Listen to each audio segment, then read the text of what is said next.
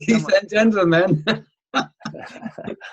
Gary Smith, coach of NMP, PCH, Hayabusa, reigning indoor and outdoor world champion. You are somewhere in Europe. Please tell us where you are and what you're doing. I'm in the south of Germany, Illertissen, the home of Airbus, German team, and I'm coaching Qatar. So we're here for 2.5, almost 3 weeks, and then we go to Switzerland, near Zurich, and we do an indoor competition, and we do that same draw, that same competition outdoor. And that takes us about 5 days. It's a 5-day Swiss indoor-outdoor SISM competition. It's a little bit early for the NSL Ultimate Four-Way Championship in the year. It happens in November usually.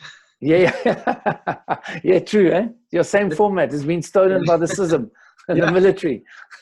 That's all right. It's all right. I'm glad when people do that. It's a fun thing to do. Yeah. Okay. Is the Qatar 8-way team training with you there? No, and they are training at the same time, but they're training in Lille with Jeremy. So they're up in Lille. They've got the tunnel there. We had to choose because of the SISM in Switzerland. It was easier for us to hop across here, and it's also nice to see a new drop zone. And I must be honest, it's a great drop zone. Super nice drop zone. Yeah. They just said you were a little bit late for the competition. They just said the Northern Cup there. Yeah, and unbelievable, very nice. I mean, we still see the scoreboards hanging in the hangar. So Spili and Jan Rojek together in a four-way team again. Exactly, and they won by 1 point. Yeah. Jan and Spili were teammates in 1988 and earlier. Yes, many years ago. Yeah, I was in that lineup. Yeah. We won German nationals in four-way and eight-way with Spili Jan in the Hey, well, I'm going to see Spili next weekend, the 8-way is training. So the Airbus 4-way has just trained now with Marco. They're using Marco, not Solly, here in Europe for this camp.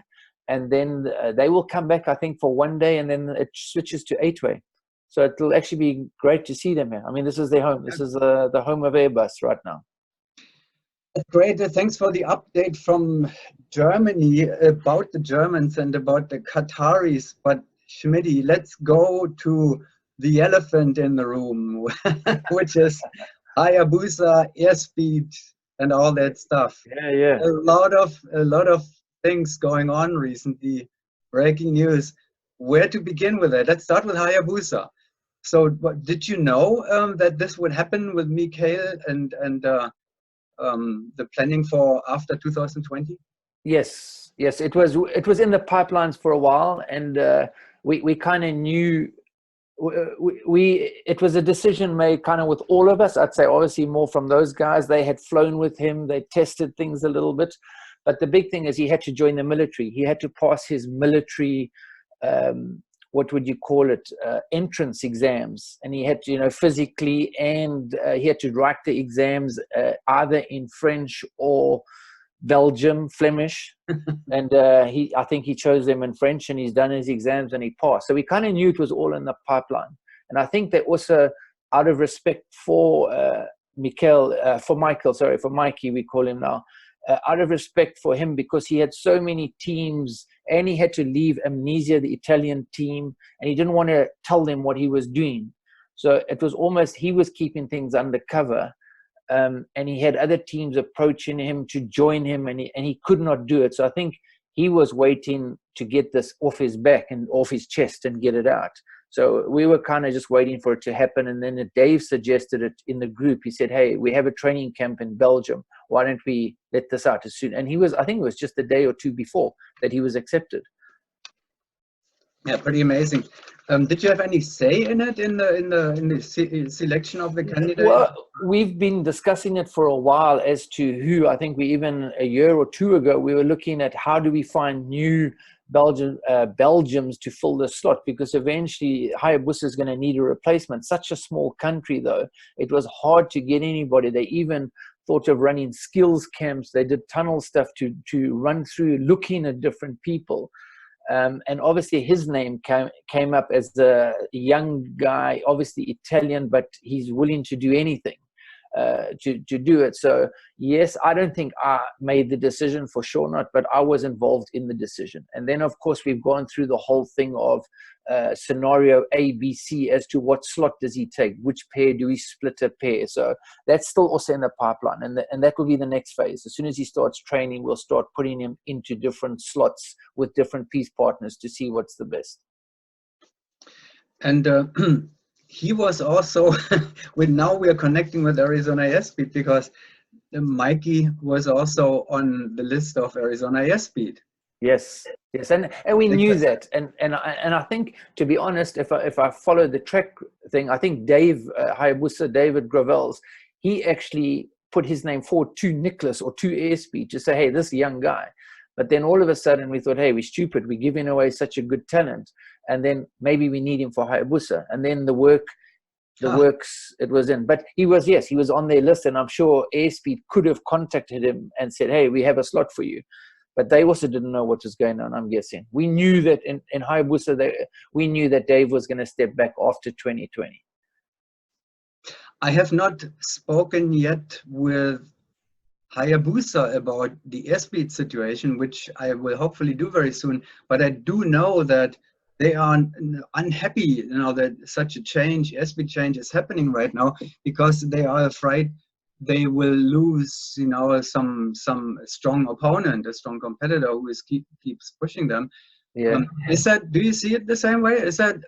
Well, I think, of course, even for me as a coach, I always want Hayabusa to win, and we will all work as hard as we can to win. But yes, it's great to have competition. Nobody wants to go to a world meet and win it by 15, 20 points, where everybody's walking around and they're not even worried about, or not even watching the jump. So that you always want, although we do all want to win. And Airspeed, look what they did in Australia. I think if you asked Hayabusa what is their best meet, it will either be the one in Dubai, which they lost, or the one in Australia that they just won. Those are the two that stand out.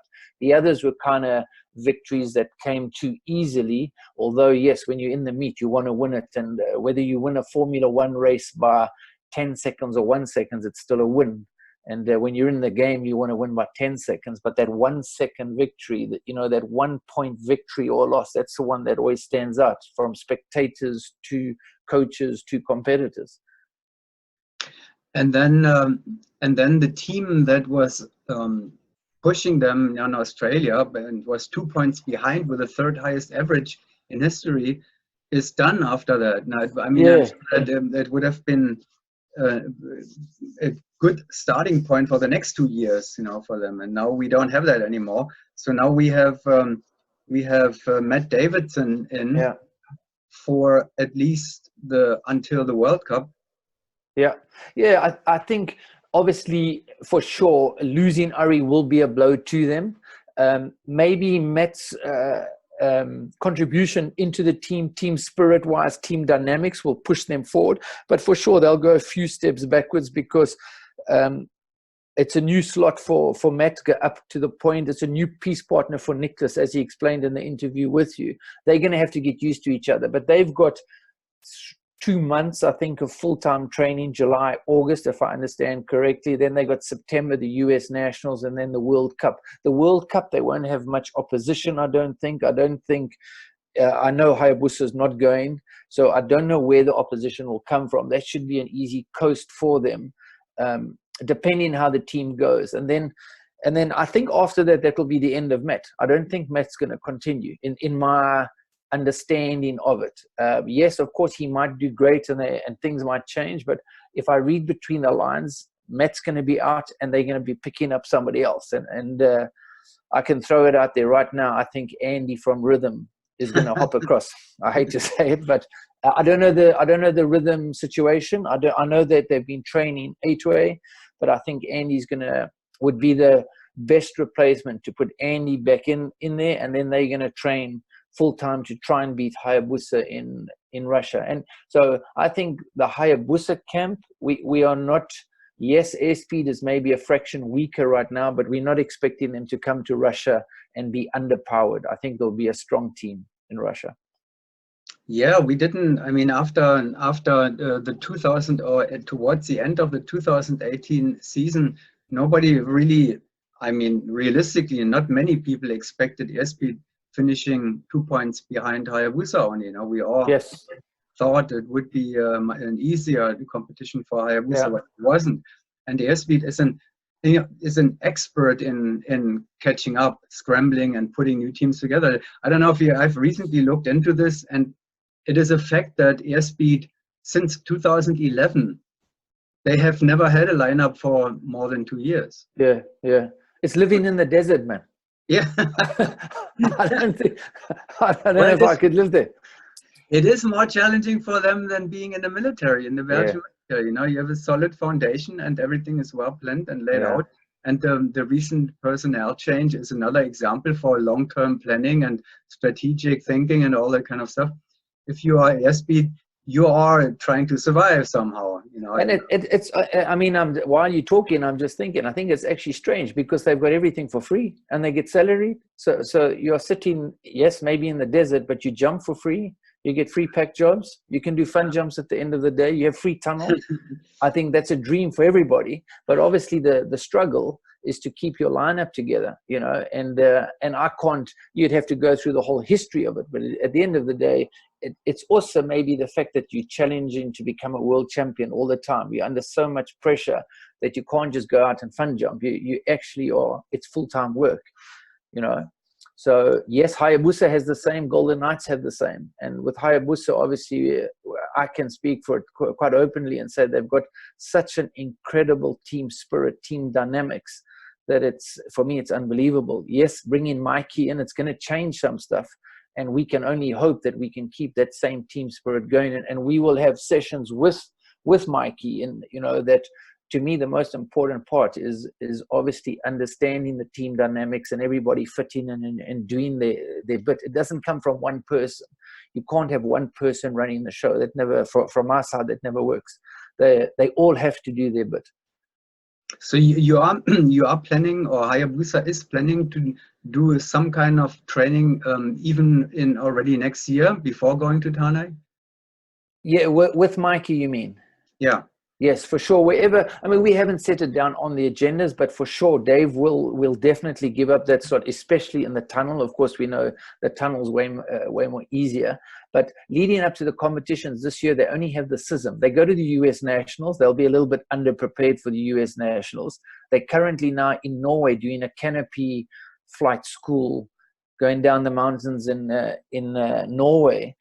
As a team, and as they've just WhatsApped me a few hours ago saying, even if it's bad weather, at least we've got our hiking boots, a bit of team dynamics. So that for them, it's all about, you know, bonding with the team, getting everybody together. But yes, it's with Mikey or without him? I think Mikey goes along with him. I don't think he's flying with him. I don't think he's piloting with him, but it's just the five. And I think Pete Ellam's going with him, in fact. So they've all got their little radios on and they're going down in Norway. So there will be some training with Mikey before Dave is really leaving. So next year they will do some training. Okay. Yes, for sure. Okay. Especially after this year, what I was going to say, after the US Nationals, then they've got the SISM in October. And then after that, then basically their year is done as far as competitions go. And then they will, before they go back into, they have a couple of training camps. They have a training camp in Zephyr Hills in December. So they will do some jumping with him. Let's go back to rhythm. I mean, the airspeed recruiting, and you brought up Andrew Heppick. Airspeed recruiting from rhythm, I mean, it's nothing really far-fetched. You know, we have seen that rhythm has been recruiting for many years, you know, shame, yes, no, you know, it makes only sense because rhythm is the second best team in the country. If you want to be on that level, it's the easiest way and the most logical way now to look for people to fit them in. So it would not be a big surprise if they were asking rhythm members again to join airspeed. Yeah. It also somehow reminds me, at least, to the very beginning of airspeed. You know, when the East and West Coast were fighting each other all the time, and well, you know, it went back and forth, but they always lost against the French national team at the World Championships, and eventually they got together. You know, it was Jack Jack and Kirk and Dan and Mark. yeah, so they got together and said, hey, why don't we just join forces and then make really the best team that there is, and then we beat the French. That is so similar to Hayabusa situation right now. You need the best 4 US four-way competitors. Exactly.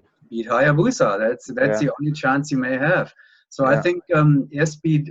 Nick mentioned such a those kind of thoughts, and I think maybe we're gonna see a similar situation again. Yeah, for sure. To beat Hayabusa, you're going to need the best.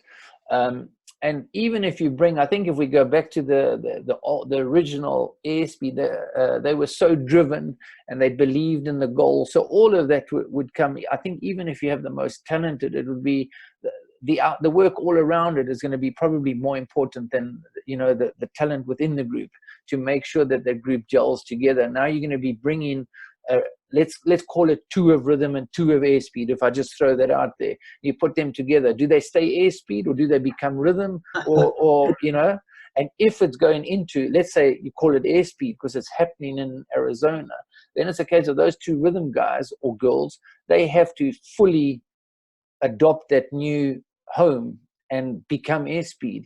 But if you keep going, well, and we did this and this is our philosophy, yes, that'll happen in the beginning, but you have to eventually, and I think Jack and them did it great. They moved from Paris Valley and from DeLand and they moved to Arizona. So they kind of went into a new home, although it was on the West Coast. But then that started the whole airspeed thing. It wasn't the Paris this or the DeLand, that it was a new home for them. So, I mean, there's certain things that they'd have to iron out. But I agree. You put Andy with the 3 airspeed guys without Matt, or you bring somebody else in, Steve, Doug, and you put them together. That would be a great group, super, super strong group. And I think, of course, there are other top jumpers in the US, but that would be your strongest teams right now that you could bring out the US. Yeah, it's interesting, and if they stay as they are now without any changes, if rhythm stays complete the way they are, and they win the US Nationals, I cannot see that they can catch up with Hayabusa now within 1 year. That's Well, it might be. Imagine if they do win, and then they bring Nicholas and one other to rhythm. It'll still be the same 4 people, but then you're under the rhythm banner. So that might be a drive for, if rhythm wins, you're under the rhythm banner. If airspeed wins, that would be the business point of it. Exactly. They can already agree now that they will join eventually to beat Hayabusa, but whoever wins the nationals can put the name on it. Exactly. And you have to train on that drop zone. Hey, you can see I've had a lot of time on my hands doing nothing. So it's not only a qualification for the World Championship, it's the business qualification. Interesting.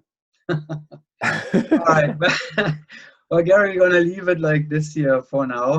I'm sure there will be lots more to come. You would be a witness. Are you going with Hayabusa to the US Nationals? No, unfortunately not. Unfortunately, I have a camp with Qatar, and in fact, with Qatar, we were going to go to the US Nationals as well, and then that was the plan. But with Qatar, we changed it. They don't have enough jumps. We need more. That with Ramadan after the tunnel, we've only just started jumping now. So but the 8-way is going, right? The 8-way does go, but they don't have SISM. The 8-way doesn't go to the SISM, with the 4-way, we have the SISM meets, and that also unfortunately takes the World Cup out of it as well, because the World Cup and SISM is too close. You're traveling from US to China. But Hayabusa will be eyewitnesses of the US battle for business and for qualification. Just like they did in Paris Valley, 2017 was it, right? And that was a great fight there. I think Rhythm lost it right towards the end, but it was up until round 7, 8. There was still a chance. It was close, So we may face a similar situation here again. I think it'll be close for sure if Rhythm's training. I don't know the rumor mill about Rhythm, but if they can get their act together and keep training, for sure they can put a bit of pressure on airspeed. Well, but if I was Rhythm at this point in time and I saw what happened with airspeed right now, I mean, how much more motivation and encouragement can you get You know, It's a chance. It's exactly. They've given you a chance. The door's open, and you just got to walk through that door. Yeah. So I would now, what did Andrew Starr say? I would have to dream, breathe, and eat four-way competition until the nationals. You know. Yeah. No, for sure. Team. Yeah. We talk about eight-way. We talk about eight-way another time. That's another topic now with the Golden Knights and. Yeah. You know, that's an interesting situation. That's going to be very interesting. But I agree. That's for another time. That's for another time. Gary Smith, thank you so much from Germany, and good luck with your teams there, with the training and everything. Thank you, Kurt.